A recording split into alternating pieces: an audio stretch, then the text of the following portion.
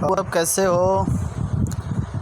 आप सब कैसे हो ये बताओ। और ये लॉकडाउन की वजह से क्लास चल तो नहीं रहा है और मेरे पास अभी बोर्ड की व्यवस्था नहीं हुई है।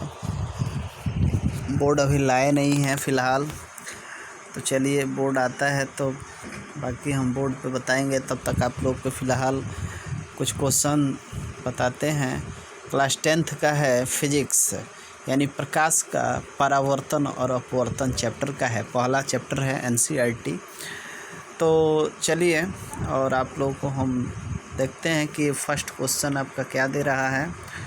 तो फर्स्ट क्वेश्चन है, पहला क्वेश्चन है, आपतित किरण किसे कहते हैं? आपतित किरण किसे कहते हैं? तो प्रकाश, इसका आंसर है प्रकाश स्रोत से किसी दी गई सतह पर पड़ने वाली प्रकाश किरण को आपतित किरण कहते हैं। प्रकाश स्रोत से दी गई सतह पर पड़ने वाली प्रकाश किरण को आपतित किरण कहते हैं। यानी कि प्रकाश स्रोत से पड़ने वाली किरण को आपतित किरण कहते हैं। अब देखिए सेकंड नंबर आपका क्वेश्चन है। सेकंड नंबर आपका क्वेश्चन दे रहा है, परावर्तित किरण किसे कहते हैं? ठीक है, तो आंसर क्या है इसका? आपतन बिंदु पर आपतित किरण जब परावर्तित होकर उसी माध्यम में मुड़ जाती है तो इस किरण को परावर्तित किरण कहते हैं। यानी कि आई और पुनः क्या हो जा रही है? मुड़ जा रही है। तो इसे हम लोग क्या कहते हैं? परावर्तित किरण कहते हैं। चलिए तीसरा नंबर क्वेश्चन है, समझ में आ गया होगा सबको। तीसरा नंबर क्वेश्चन है, उस दर्पण का नाम बताइए जो बिंब सीधा तथा आवर्धित बना सके। तो अवतल दर्पण जो होता है सीधा और कैसा होता है?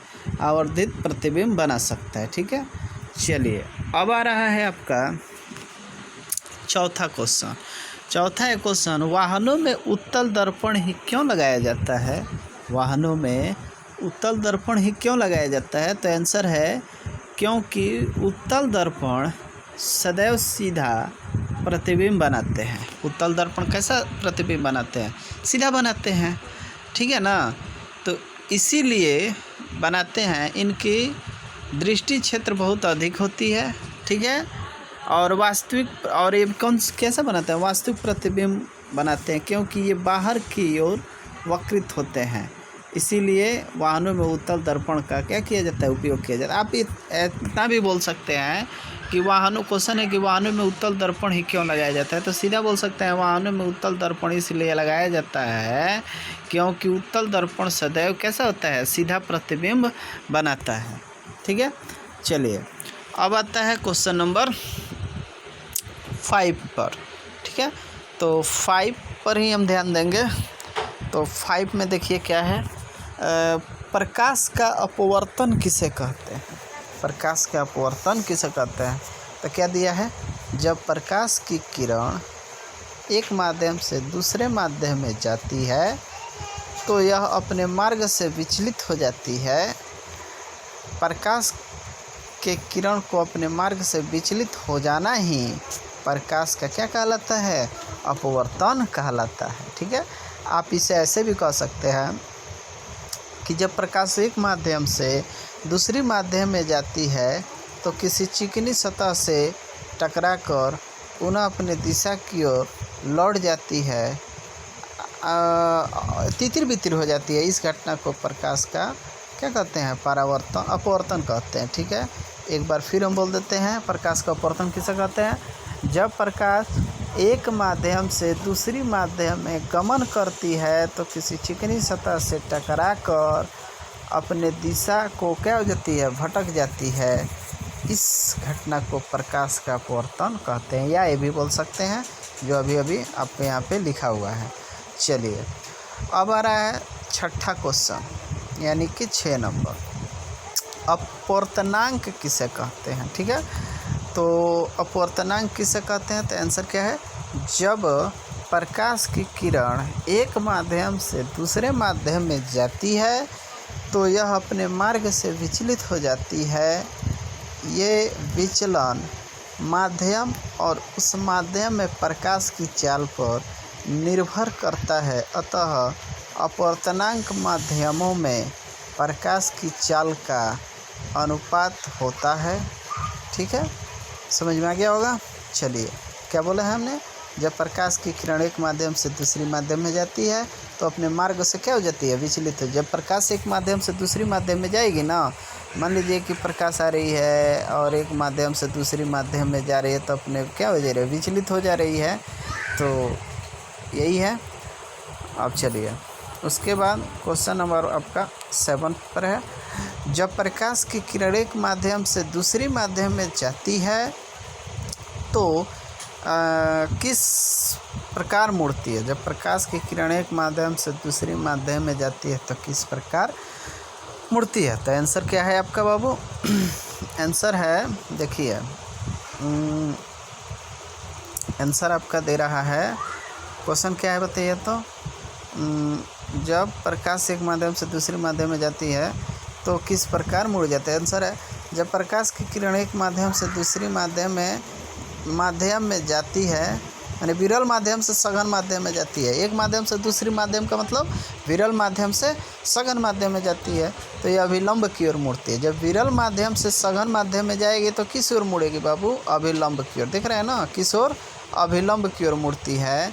जब यही प्रकाश की किरण सघन से विरल की ओर जाती है तो अभिलंब से दूर भागती। देखिए, दो यहाँ पे बहुत समझने वाली बात है, ध्यान से समझिएगा। और हमने क्या कहा, ध्यान दीजिएगा। हमने कहा जब प्रकाश की किरण विरल माध्यम से सघन माध्यम में जाती है तो अभिलंब की ओर मुड़ती है। क्वेश्चन आ जाए कि जब प्रकाश की किरण विरल माध्यम से सघन माध्यम में जाती है तो किस ओर मुड़ती है? तो क्या बोलेंगे? अभिलंब की ओर मुड़ती है। ठीक है, अच्छा। उसके बाद जब यही प्रकाश की किरण सघन से विरल की ओर जाती है, देखिए यहाँ पे था विरल से सघन की ओर जाती है, यानी विरल से सघन की ओर जाती है तो अभिलंब की ओर मुड़ती है। यहाँ है सघन से विरल की ओर जाती है तो अभिलंब से दूर भागती है, यानी दूर हो जाती है। ठीक है, समझ में आ गया होगा। चलिए, अब आ रहा है क्वेश्चन नंबर 8, प्रकाश का परावर्तन के नियम। तो प्रकाश के परावर्तन के 2 नियम होते हैं। ठीक है, चलिए, पहला नियम, परावर्तन कोण सदैव आपतन कोण के बराबर होता है। ठीक है, आपतन कोण परावर्तन कोण के बराबर होता है, ऐसे भी बोल सकते हैं। ठीक है, क्या बोल सकते हैं? आपतन कोण परावर्तन कोण के बराबर होता है, यानी कि I = R, यानी I बराबर R। आपतन कोण और परावर्तन कोण दोनों क्या होता है?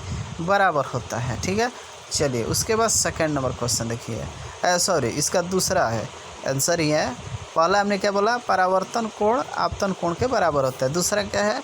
आपतित किरण दर्पण के आपतन बिंदु पर अभिलंब तथा परावर्तित किरण एक ही तल में होते हैं। ठीक है, दोनों कैसे होते हैं? एक ही तल में। कौन कौन? आपतित किरण दर्पण के आपतन बिंदु पर अभिलंब तथा परावर्तित किरण एक ही तल में होते हैं। चाहे ऐसे बोल सकते हैं, आपतित किरण, परावर्तित किरण तथा आपतन बिंदु पर डाला गया अभिलंब तीनों एक ही तल पर होते हैं। क्या बोलेंगे? आपतित किरण तथा परावर्तित किरण। मान लीजिए कि आपतित किरण, परावर्तित किरण तथा अभिलंब। देखिए, आपतित किरण, ठीक है, आपतित किरण, परावर्तित किरण तथा आपतन बिंदु पर डाला गया अभिलंब, यानी कि ये अभिलंब है। दिखाई दे रहा है ना, ये क्या है? अभिलंब है, ये अभिलंब है। ठीक है, ये आपका आपतित किरण और आपका परावर्तित किरण, आपतित किरण और परावर्तित किरण तथा आपतन बिंदु पर डाला गया अभिलंब तीनों कैसे होते हैं? एक ही तल पर होते हैं। ये आपका तल यानी ओ है, देख रहे हैं ना, इसे हम लोग आपतन बिंदु कहते हैं। क्या कहते हैं? आपतन, इसे हम लोग आपतन बिंदु ही कहते हैं। ये देख रहे हैं ना, ये जो तल है यहाँ, ये आपतन बिंदु है। ठीक है, चलिए, अब आ रहा है अगला क्वेश्चन है स्नेल के नियम को लिखिए। ठीक है, स्नेल के नियम में क्या है? जब प्रकाश की किरण किन्हीं 2 माध्यमों के सीमा तल पर तिरछी आपतित होती है तो आपतन कोण की ज्या अपवर्तन कोण की ज्या का अनुपात एक नियतांक होता है। इस नियतांक को दूसरे माध्यम का पहले माध्यम के सापेक्ष अपवर्तनांक कहते हैं। इसे स्नेल का नियम भी कहते हैं। ठीक है, इसे चलिए समझ में आ गया होगा। हमने क्या कहा एक बार और नोट देखेंगे। स्नेल का नियम, जब प्रकाश की किरण किन्हीं दो माध्यमों के सीमा तल पर तिरछी आपतित होती है, जब प्रकाश की किरण किन्हीं दो माध्यमों के सीमा तल पर तिरछी आपतित होती है तो आपतन कोण की ज्या अपवर्तन कोण की ज्या का अनुपात एक नियतांक होता है। कब बाबू? जब प्रकाश की किरण तिरछी होगी ना, जब प्रकाश की किरण जब तिरछी आपतित होती है, कैसी होती है? तिरछी, तो आपतन कोण की ज्या और अपवर्तन कोण की ज्या का नियतांक होता है। ठीक है, अनुपात एक नियतांक होता है। इस नियतांक को दूसरे माध्यम के पहले माध्यम के सापेक्ष अपवर्तनांक कहते हैं। ठीक है, माने जब प्रकाश की किरण जो होती है वह आपतित माने तिरछी आपतित होती है तो अपवर्तन कोण की ज्या और आपतन कोण की ज्या अपवर्तन कोण की ज्या और आपतन कोण की ज्या आपतन कोण की ज्या और अपवर्तन कोण की ज्या क्या नियतांक होती है। और इस नियतांक को दूसरे माध्यम का पहला माध्यम जो होता है वो उसका क्या होता है? अपवर्तनांक होता है। इसे स्नेल का नियम भी कहते हैं। चलिए, उसके बाद आपका आ रहा है 10 नंबर क्वेश्चन, प्रकाश के अपवर्तन के नियम। वही बात है, जब प्रकाश के परावर्तन में दो नियम, यहाँ पे प्रकाश के अपवर्तन में भी दो नियम होगा। क्या है? आपतित किरण और अपवर्तित किरण तथा आपतन बिंदु पर डाला गया अभिलंब तीनों एक ही तल पर होते हैं। आपतित किरण, परावर्तित किरण तथा आपतन बिंदु पर डाला गया अभिलंब तीनों क्या होते हैं? एक ही तल पर होते हैं। चलिए, दूसरा क्या है? जब प्रकाश की किरण किन्हीं दो माध्यमों के सीमा तल पर तिरछी आपतित होती है तो आपतन कोण की ज्या अपवर्तन कोण की ज्या का अनुपात एक नियतांक होता है। जब प्रकाश की किरण तिरछी होगी तो आपतन कोण और अपवर्तन कोण की जो अनुपात होता है वह कैसा होता है? नियतांक होता है। समझ में आ गया होगा। क्या मैंने बोला? फर्स्ट मैंने बोला आपतित किरण और अपवर्तित किरण तथा आपतन बिंदु पर डाला गया अभिलंब। ठीक है, आपतित किरण, अपवर्तित किरण तथा आपतन बिंदु पर डाला गया अभिलंब क्या होता है? मैंने कहा, देखिए यहाँ पे दिखाई दे रहा है ना, आपतित किरण, अपवर्तित किरण तथा आपतन बिंदु पर डाला गया अभिलंब कैसे होते हैं? एक ही तल में होते हैं। चलिए, दूसरा है, दूसरा हमने क्या कहा? दूसरा हमने कहा 2 नंबर देखिएगा। हाँ, 2 नंबर भी कहा, आपको ध्यान देंगे। दूसरा क्या है? जब प्रकाश की किरण किन्हीं दो माध्यमों से तिरछी आपतित होती है ना तो वह आपतन कोण की ज्या और अपवर्तन कोण की ज्या का अनुपात कैसा होता है? नियतांक होता है। चलिए, अब आ रहा है 11 नंबर क्वेश्चन है ना। चलिए, 11 नंबर क्वेश्चन है निम्नलिखित प्रश्नों का उत्तर दीजिए। पहला क्वेश्चन ध्यान दीजिएगा, यहाँ है पहला, किस दर्पण में वास्तविक तथा उल्टा प्रतिबिंब बनता है? तो इसका आंसर हो जाएगा, ध्यान दीजिएगा, अवतल दर्पण। कैसा? अवतल दर्पण। चलिए, उसके बाद आ रहा है दूसरा क्वेश्चन है किस दर्पण की फोकस दूरी सदैव धनात्मक होती है? तो इसका आंसर होगा उत्तल दर्पण। कैसा होता है? उत्तल दर्पण। चलिए, तीसरा नंबर क्वेश्चन है कि दर्पण का बिंब को ऋणात्मक मान क्यों रखते हैं? तो इसका आंसर हो जाएगा, यहाँ पे दिया हुआ है, क्योंकि बिंब सदैव दर्पण के सामने अर्थात बाईं ओर रखते हैं। ठीक है ना, मैंने जो U होता है दर्पण का बिंब यानी प्रतिबिंब नहीं, यहाँ पे U जो होता है वो हरदम माइनस में क्यों होता है, यानी कि ऋणात्मक क्यों होता है? तो इसका कारण ये होता है ना कि कोई भी जो वस्तु का जो मान हो यानी कि बिंब के वो कैसे होते हैं? बाईं ओर होते हैं। ठीक है, तो मान लीजिए कि जब अवतल दर्पण की फोकस दूरी मान लीजिए कि F बराबर, चलिए इसको बाद में बताते हैं, अभी आगे देखिए। हाँ, फिलहाल हम जान लेते हैं कि दर्पण क्या दिया है तीसरा, दर्पण का बिंब ऋणात्मक यानी कि माइनस में क्यों रखा जाता है, तो इसलिए रखा जाता है ताकि वो कैसा होता है, बाईं ओर होता है। माइनस में क्यों रखा जाता है, क्योंकि वो कैसा होता है, बाईं ओर होता है, इसीलिए। चलिए अगला है क्वेश्चन 4 नंबर, इसका चौथा देखिएगा। उस दर्पण का नाम बताइए जिसकी फोकस दूरी ऋणात्मक होती है, तो क्या होगा बाबू, अवतल दर्पण।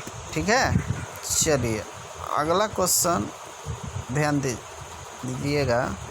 क्वेश्चन है लेंस की क्षमता क्या है, लेंस की क्षमता क्या है, तो यहाँ है किसी लेंस द्वारा प्रकाश की किरण को अभिसरण या, क्या इसका आंसर, किसी लेंस द्वारा प्रकाश किरणों को अभिसरण या अपसरण करने की मात्रा या डिग्री को उसकी क्षमता कहते हैं।